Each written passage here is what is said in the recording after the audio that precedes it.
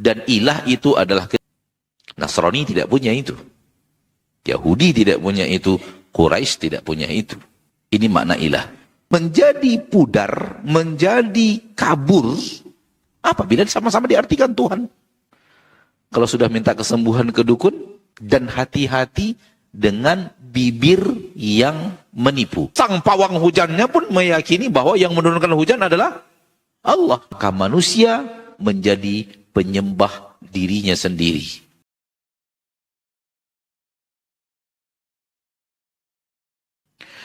Untuk memperjelas dan mempertegas makna Rabb dan ilah. Bahwa Rabb adalah apa yang Allah lakukan kepada makhluk. Dan makna ilah adalah apa yang dilakukan makhluk kepada Rabb.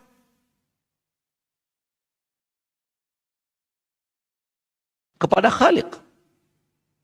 Jadi makna ilah justru datangnya dari hamba kepada Allah atau selain Allah. Sementara makna Rabb adalah makna yang dia adalah datangnya dari Allah kepada hamba. Satunya dari, kalau bisa dikatakan atas dan bawah, Allah di atas, makhluk di bawah. Rabb itu makna yang datang dari atas, dari Allah Al-Khaliq kepada makhluk. Dan ilah itu adalah ketika makhluk menjadikan Allah itu ilah satu-satunya.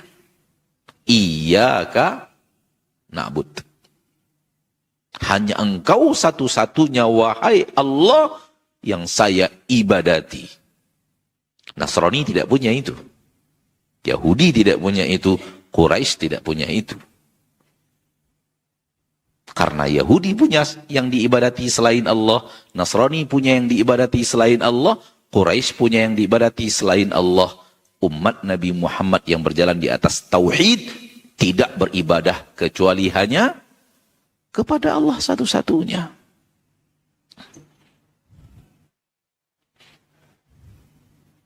Mari kita detailkan. Yang memberikan rezeki kepadamu adalah Allah. Ini makna apa? Rabb. Allah memberi rezeki. Datangnya dari Allah kepada makhluk. Paham? Maka mintalah rezeki hanya kepada Allah satu-satunya. Ini makna ilah. Yang memberi Anda rezeki, wahai manusia, satu-satunya adalah Allah. Maka Anda harus minta rezeki satu-satunya kepada Allah. Lihat, yang satu dari atas ke bawah, yang satu dari bawah ke atas. Menjadi buram, menjadi pudar, menjadi kabur, apabila sama-sama diartikan Tuhan.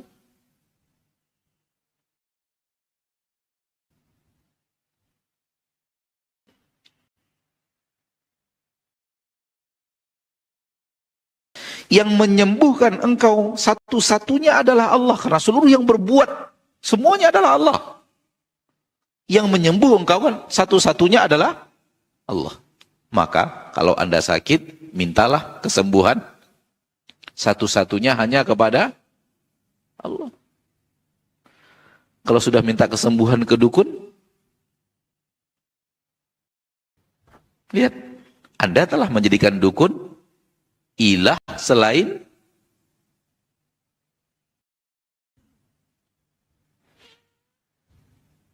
kita ingin toko kita, Masya Allah, pelanggannya banyak. Siapa yang akan mengatur? Keyakinan kita yang ngatur satu-satunya siapa? Allah. Maka jadikan dia Rabb. Yakini Rabb satu-satunya yang akan mengatur toko saya, akan menjadi laris, akan banyak didatangi pengunjung, rezeki berlimpah. Yang melariskannya hanya Allah satu-satunya. Yang melariskannya hanya Allah satu-satunya. Itu dia Rabb. Yang melariskan. maka mintalah kelarisan toko satu-satunya hanya kepada Allah. Yang satunya keyakinan Allah yang melariskan. Satu-satunya dia. Yang satunya kita minta kepada dia agar dia melariskan. Nampak perbedaan yang sangat jelas? Allah memberi rezeki, kita minta rezeki. Allah yang memberikan kepada kita hujan, kita minta hujan kepada Allah. Bukan kepada pawang hujan.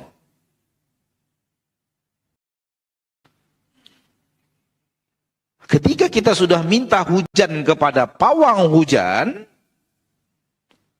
kita telah menjadikan pawang hujan ilah, bukan Rob, ilah selain. Dan hati-hati dengan bibir yang menipu. Pawang hujan sebelum berdoa dan qomat kamit, dia mengajak kita, Bapak harus yakin bahwa yang menurunkan hujan satu-satunya Allah loh. Saya ini hanya punya punya ritual-ritual yang diajarkan oleh kakek-kakek saya, turun-temurun di keluarga saya. Ya, gitu. Dan orang tertipu, oh enggak, ini tidak menyekutukan Allah kok. Sang pawang hujannya pun meyakini bahwa yang menurunkan hujan adalah Allah. Namun ketika Anda sudah meminta kepada dia agar dia turunkan hujan, permintaan Anda kepadanya telah menjadikan dia ilah. Anda telah mengilahkan dia. Karena permintaan hujan itu adalah ibadah. Allah satu-satunya yang harus diibadati. Engkau tidak boleh minta kepada dia.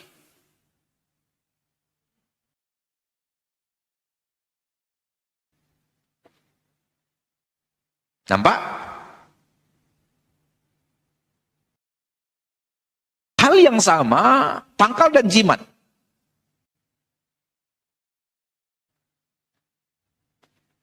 Ketika manusia sudah menjadikan tangkal dan jimat sesuatu yang dia yakini untuk mengamankan perjalanannya, dan dia gantungkan pengamanan perjalanannya itu kepada jimat dan tangkal, dia telah menjadikan jimat dan tangkal ilah selain Allah. Oleh karena itu Nabi mengatakan seluruh tangkal dan jimat syirik. Kenapa? Engkau telah jadikan dia ilah. Sementara kewajiban kita menjadikan ilah satu-satunya adalah Allah. Maka Rabb makna yang datang dari Allah kepada makhluk dengan segala yang Allah lakukan kepada makhluk, dan ilah adalah ketika makhluk itu menjadikan dia satu-satunya tempat dia mengadu, tempat dia berharap, tempat dia takut, tempat dia meminta, tempat dia minta aneka ragam permintaan. Mintalah apapun yang Anda minta dengan syarat mintanya kepada Allah.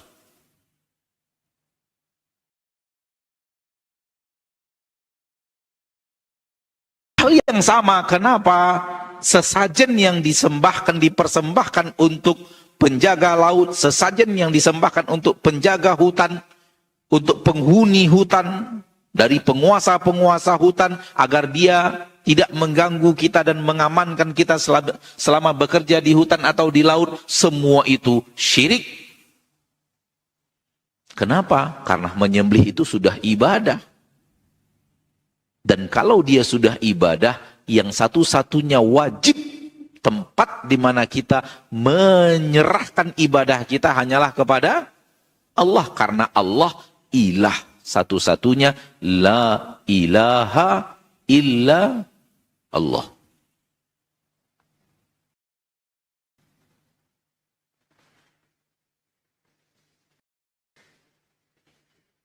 Apabila Anda benar-benar bersandarkan hidup Anda satu-satunya kepada bos, maka Anda telah menjadikan bos itu adalah ilah.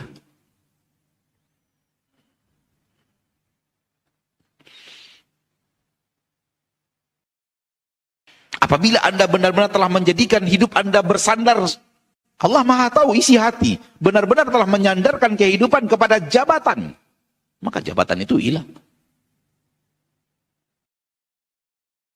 Hilang Allah.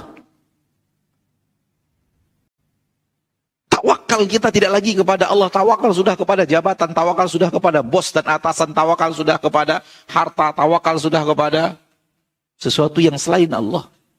Maka telah menjadikan itu. Bahkan di dalam Al-Quran, afara'aita manittakhadha ilahahu hawahu. Tidakkah engkau melihat kepada orang-orang yang menjadikan hawa nafsunya adalah ilahnya. Hawa nafsunya adalah ilahnya. Manusia tidak akan pernah mengatakan hawa nafsu saya adalah pencipta saya, pengatur hidup saya. Enggak. Dia tidak akan menjadikan hawa nafsunya dalam makna Rabb, tapi dia menjadikan hawa nafsunya dalam makna ilah. Oleh karena itu Allah mendatangkan kalimat ilah, bukan mendatangkan kalimat Rabb. Karena manusia sudah benar-benar tunduk dan patuh kepada hawa nafsu. Apa yang diperintahkan hawa nafsunya itu yang dia kerjakan. Apa yang dilarang oleh hawa nafsunya itu yang dia tinggalkan. Tak lagi ada kepedulian kepada perintah Allah dan larangan Allah. Ini makna yang dikatakan oleh Nabi SAW dalam hati yang tertutup. Kalkuzi mujakhiyah la ya'rifu ma'rufa wa la yunkiru munkara illa ma ushriba min hawahu. Hati yang sudah tertutup, tak tahu lagi mana yang baik adalah baik, mana yang buruk adalah buruk. Yang dia tahu hanyalah apa yang ada di hawa nafsunya. Ketika hawa nafsunya itu yang menentukan baik dan buruk, dan dia berjalan sesuai dengan arahan hawa nafsunya tadi, dia telah menjadikan hawa nafsunya sebagai ilah. Karena ketundukan dan kepatuhannya hanyalah kepada hawa nafsunya. Maka manusia menjadi penyembah dirinya sendiri. Karena dia telah beribadah kepada dirinya sendiri yang bernama hawa nafsu yang ada di dalam dirinya.